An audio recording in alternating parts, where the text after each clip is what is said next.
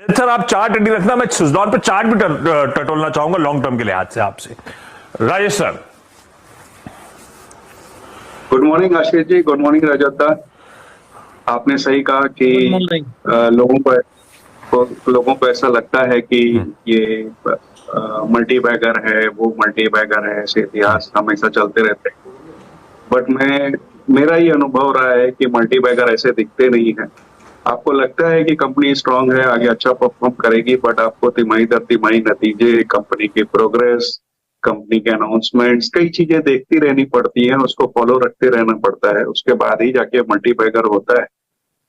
शुरुआत में ही ऐसा नहीं लगता कि 1 का 100 हो जाएगा। वो सिर्फ बाजार में स्पेक्युलेटिव बातें होती है। फंडामेंटली आपको हर क्वार्टर्स के नतीजे और बाकी चीजों पर ध्यान रखना पड़ता है। अब जहां तक सुजलॉन की बात है, 52 हफ्ते का हाई लो 8 रुपया और 50 रुपया है, तो 8 रुपया से 40 रुपया तक अभी तक का सफर है। तो आज तक मैं ये कहा जा सकता है कि 5 गुना हो गया है, मल्टी बैगर बिल्कुल है। अब फंडामेंट्स पर आए तो 20 गीगावाट की इनकी कैपेसिटी है ग्लोबली, मार्जिन में सुधार हुआ है, तो कंपनी प्रॉफिट में आने लगी है। मई 23 में जो डेट इनका 1938 करोड़ के 1938 करोड़ के आसपास खड़ा था, वहां इन्होंने QIP करी 2000 करोड़ की। तो शायद इस बार की बैलेंस शीट में डेट और भी कम या नहीं नेग्लिजिबल होता हुआ नजर आएगा। लेकिन दिक्कत ये है कि वैल्यूएशन अब बहुत स्ट्रेच हो गए। 40 रुपए के भाव में वो कंफर्ट नहीं आ रहा है कि इसमें खरीदारी की सलाह दी जाए।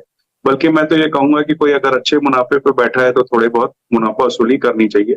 क्यों कि एक तो अगर कोई भी गवर्नमेंट पॉलिसीज एडवर्स आती है, जो कि इस वक्त ऐसा लगता नहीं है क्योंकि गवर्नमेंट का फोकस रिन्यूएबल एनर्जी पे है, लेकिन कुछ भी ऐसा आता है तो दिक्कत हो सकती है। दूसरी, इवेंट टर्बाइन जनरेटर की अपटेक जो है वो कम हो जाए, या तीसरे सबसे बड़ी बात है कि इस धंधे में कंपटीशन बहुत हाई है।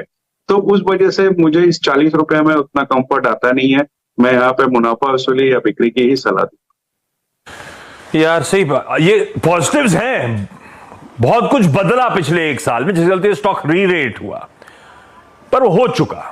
अब इन लेवल्स पे, जिस लेवल्स पे खड़ा है 40 ऑड के आसपास, वैल्यूएशंस जस्ट नहीं लगते हैं, स्ट्रेच्ड बहुत ज्यादा है। यहां पे जिनके पास है मुनाफा वसूली करें, बाकी फिलहाल के लिए दूर रहें। रजत, चार्ट्स पे कुछ और स्टोरी क्या?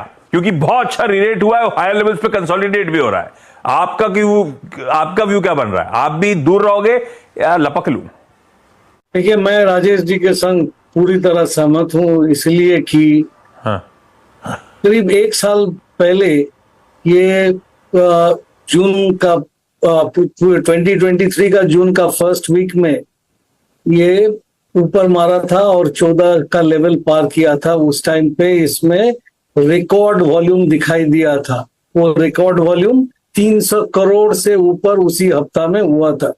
इसके बाद में ये जो 50 तक पहुंचा ना, ये रेगुलर बेसिस पे वीकली वॉल्यूम्स जो है वो डाउन होते जा रहा था और गाड़ी ऊपर चल रहे थे। अभी क्या है कि ये कोई कारण से 36 के नीचे चला जाए तो इसमें एक भारी करेक्शन हो सकता है, और 36 के नीचे जाने से वीकली चार्ट में क्लियर दिखाई दे रहा है एक हेड एंड शोल्डर पैटर्न बन रहा है। Irregular head and shoulder pattern है, लेकिन वो बेरिश पैटर्न है, वो नीचे जा सकता है।